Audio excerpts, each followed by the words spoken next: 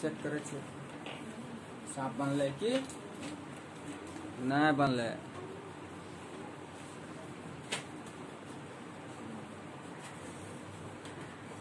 मेला बड़ा बड़ा हिसाब है करेक्ट चाहिए, बड़ा बड़ा हिसाब करें।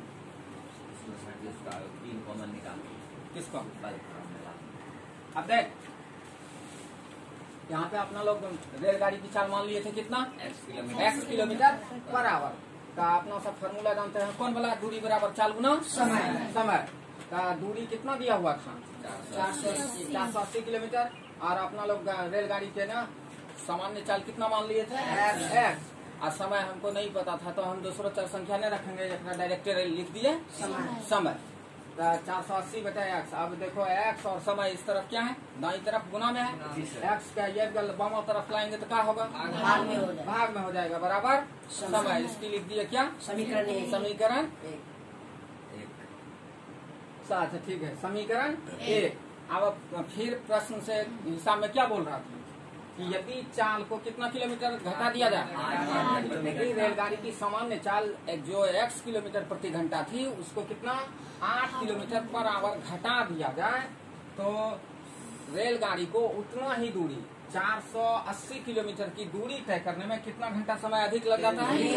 3 घंटा समय अधिक लग जाता है।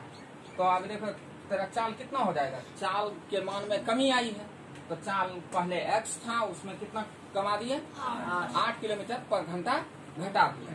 अब समय बोला कि समय कितना घंटा बढ़ जाएगा? 3 घंटा। समय को कितना घंटा बढ़ा दिए? 3 घंटा।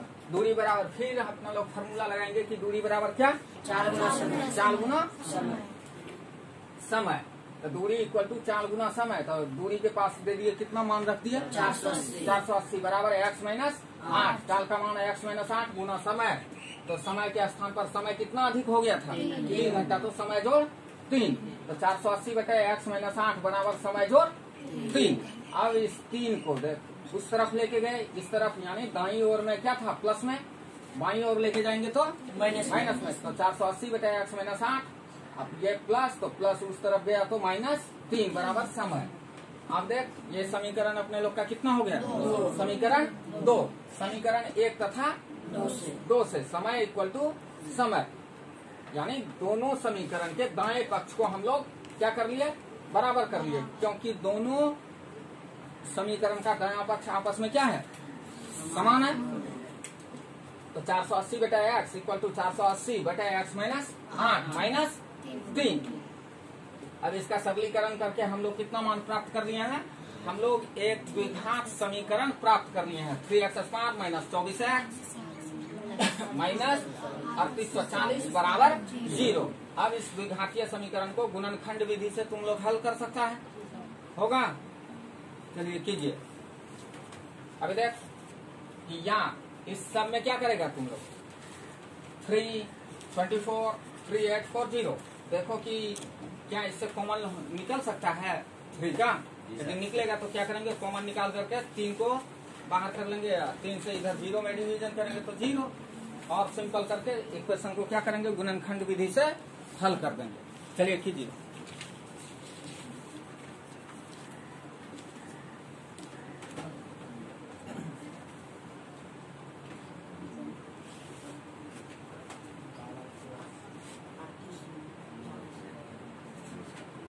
अब देख उधर के समीकरण को हम लोग यहाँ लिख लिए। 3x² minus 24x minus 3840 equal to 0। सबसे हम लोग क्या लिए? इस सब 3 से कट सकता था, इसलिए हमने 3 का क्या निकाल लिया? Common factor.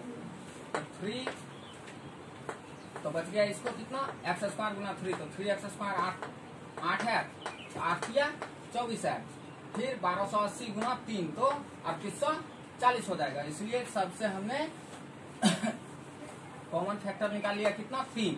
अभी 3 इस तरफ भाग गुना में है, उस तरफ लेके जाएंगे तो क्या हो जाएगा? भागा में। तो x² minus 8x minus 1280 equal to 0। तो अपने लोग का इक्वेशन बच गया कितना? तो x² माइनस 8x और 1280 इक्वल टू 0। अब हम लोग क्या करेंगे? इसको और इसको गुना करेंगे ना, तो गुणनफल अपने लोग को 1280 x² पूरेगा। अब बीच वाले पद को इस तरह से, यानी इसके मान को, संख्यात्मक मान को इस तरह से गुणनखंड करेंगे कि गुणनखंड का गुणनफल क्या हो जाए, 1200 माइनस 1280 एक्स स्क्वायर पूर जाए ना, और जोड़ने और घटाने पर बीच का पद 8x पूर जाए। तो अभी देख 40x 32x, इस दोनों को गुना करेंगे तो प्लस इंटू माइनस तो माइनस, और 1280 इसका गुणनफल कितना हो जाएगा, माइनस 1280 एक्स स्क्वायर पूरा होगा। और लेकिन 40x में से 32x को घटाएंगे तो कितना पूरेगा, माइनस 8x। अब देखो इस दो पद में और इस दो पद में कॉमन ले लेंगे, तो इसमें x क्या था, इसमें भी, इसमें x डबल टाइम इंटू में था, एक्स स्क्वायर था, तो एक x को बाहर कर लिए तो एक x बचा, x इंटू एक्स तो एक्स स्क्वायर, माइनस इससे x बाहर हो गया है, कॉमन ले लिए हैं तो 40, प्लस इसमें इस दोनों में अब देख रहे हैं कि 32 से ये भी कटेगा और 32 से 1280 भी कटेगा, तो 32 को कॉमन फैक्टर ले लिए तो x माइनस 40 इक्वल टू 0। अब बाहर वाले दोनों पद को जो गुना के रूप में है उसको एक साथ ले लिए तो x इसके चिन्ह के साथ x प्लस 32, और ये दोनों जो हमको एक जैसा कॉमन फैक्टर बचा हुआ है तो उसका एक लिख लिए, तो x माइनस 40 इक्वल टू 0। अब दोनों का शून्य ज्ञात करेंगे, x प्लस 32 इक्वल टू 0, और जब 32 को उस तरफ लेके जाएंगे दाईं ओर तो x इक्वल टू माइनस 32। किसी भी वस्तु की चाप ऋणात्मक नहीं हो सकती है, इसलिए यह मान वैलिड नहीं है। अब दूसरा गुणनखंड अपने लोग को कितना था, तो x माइनस 40 इक्वल टू 0, तो x इक्वल टू 40 किलोमीटर। यह हमारा धनात्मक मान प्राप्त हुआ, यानी किसी भी वस्तु की चाल धनात्मक हो सकती है। तो हमारा आंसर कितना होगा, x इक्वल टू, यानी रेलगाड़ी की चाल कितनी, 40 किलोमीटर प्रति घंटा। अब यदि इस बात को जांच करना है तो क्या करेंगे, इस बात को जांच करने के लिए हम लोग क्या करेंगे, तो अभी देखो तुम्हारा इक्वेशन क्या था, 400, पहला इक्वेशन कितना था, 480 बेटा x इक्वल टू समय ना, तो 480 बेटे x का मान कितना, 40 इक्वल टू समय 12 घंटा। समय कितना निकल गया, समय इक्वल टू 12 घंटा। हमको समय निकालने के लिए नहीं बोल रहा था, लेकिन हम लोग जांच करेंगे। तो अब देख तुम्हारा ये समीकरण 1 था और समीकरण 2 कितना था, 480 बटे कितना, x minus 8 minus 3 equal to समय। तो दोनों स्थिति में, दोनों इक्वेशन में समय का मान हमें क्या निकलना चाहिए, एक समान निकलना चाहिए। तो 480 बटे x का वैल्यू कितना, 40 माइनस कितना 8 equal to, sorry minus 3 equal to समय। हम क्या करेंगे, 480 बटे 40 में से 8 गया तो 32 माइनस 3 इक्वल टू समय।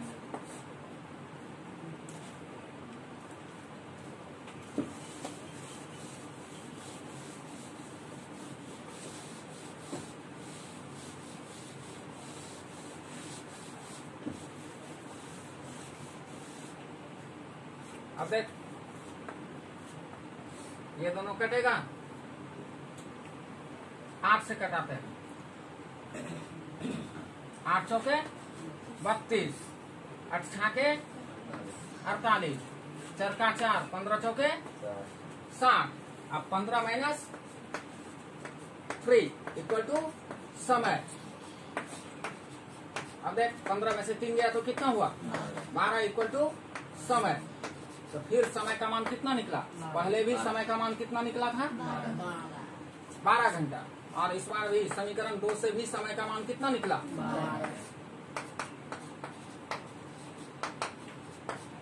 तो दोनों स्थिति में समय का मान हमारा इक्वेशन क्या है, सत्यापित हो चुका है कि हाँ हमारा समीकरण x के उस मान पर समीकरण 1 और समीकरण 2 दोनों क्या है, सत्य है। इसलिए हमारा आंसर भी क्या है, या अपना लोग क्या बोले कि गुणनखंड द्वारा क्या करेंगे, द्विघात समीकरण के हल के बारे में बात करेंगे। तो इसी को अंग्रेजी में तुम क्या लिखा है, solution of quadratic equation by factorisation method.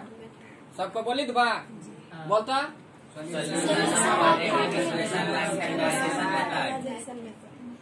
सबके मुँह झलकते नहीं था, अहिना थाप मारबे कि ना, बोले छै ने, कहे छै कि ना झलकते नहीं छै। बोल के सुना, इधर नहीं दिख रहा है।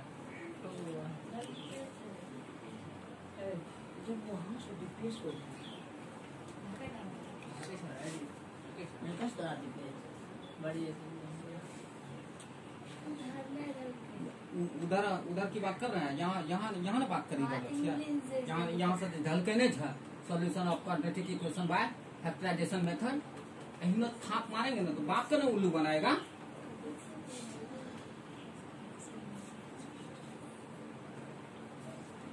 झलकते रहे छे आ कुछ से कुछ बहाना बनबे छे। अब एकरो समूचे बात की करबे, अपना सब बुझी जेबे कि गुणनखंड द्वारा द्विघात समीकरण के केना हल निकाले छे, ओकरा लिखी लेबे। तो देख, गुणनखंड द्वारा द्विघात समीकरण का हल अर्थात द्विघात समीकरण के चर संख्या का अचर मान प्राप्त करने के लिए हम लोग क्या करते हैं, प्रथम पद और अंतिम पद को क्या कर लेते हैं, गुना कर लेते हैं, और उससे जो प्राप्त चर संख्या होती है उसको इस प्रकार से गुणनखंडित करते हैं कि जोड़ने या घटाने पर एक घात वाले चर संख्या का पद अर्थात बीच का पद प्राप्त हो जाए। बात समझ में आई?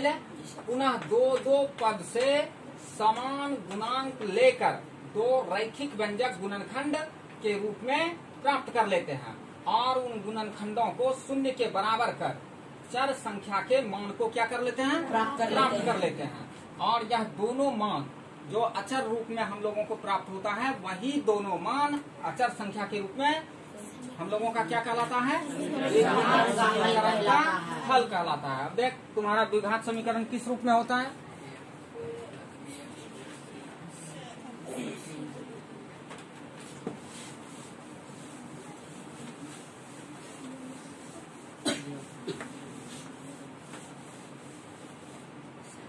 हम लोग का द्विघात समीकरण कैसा रहता है, ax²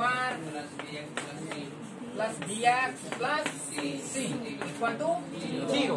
अब देखिए हमारा क्या है, प्रथम पद, हाँ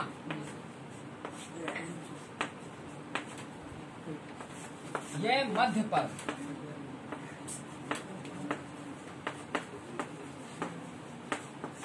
और ये अंतिम पद।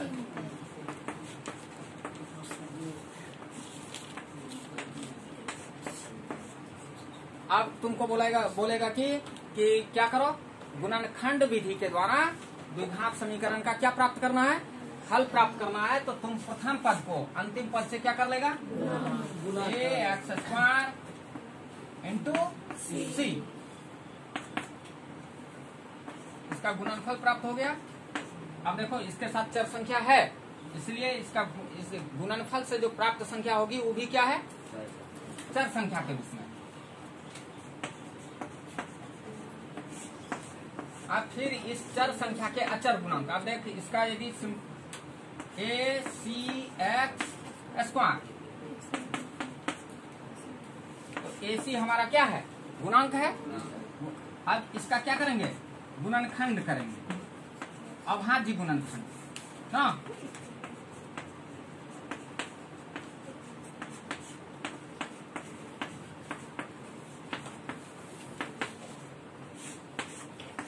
और हमारा जो अभाज्य गुणनखंड प्राप्त होगा, उस अभाज्य गुणनखंड को किस रूप में करेंगे, इस तरीके से उस दो गुणनखंड में रूपांतरित करेंगे ताकि जोड़ने या घटाने पर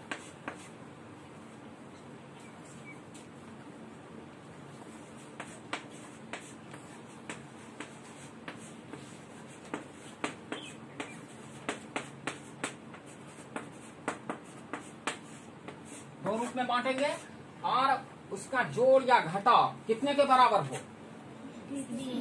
मध्य पद, बीच के पद के उसको जोड़ने, या ये दो रूप में बांटा गया जो पद है गुणनखंड का, अब इसको या तो जोड़ लें या घटा लें, यानी चिन्ह के अनुसार। यहाँ बीच के पद का चिन्ह कैसा है उसके अनुरूप या तो जोड़ना पड़ेगा या घटाना पड़ेगा। तो जोड़ या घटाव करके हम लोग क्या करेंगे, बीच का पद प्राप्त कर लेंगे और उसको गुना करेंगे तो हमारा मान कितने के बराबर प्राप्त होगा? AC(x² के बराबर प्राप्त होगा। अब इतना करके अब फिर हम लोग उसमें कॉमन लेकर के चर संख्या x के मान को क्या करेंगे, ज्ञात कर लेंगे। हम लोगों को चर संख्या x का मान दो रूप में प्राप्त होगा ना, क्योंकि ये कैसा समीकरण है? द्विघात समीकरण। और किसी द्विघात समीकरण का कितना हल निकलता है? दो हल निकलता है। तो एक बार x1 और दूसरा x2। इस तरीके से हम क्या करेंगे, x1 और x2 का अचर मान प्राप्त कर लेंगे और वही अचर मान क्या हो जाएगा? द्विघात समीकरण का क्या कहलाएगा? हल कहलाएगा। ठीक है, आज का क्लास गणित का बंद।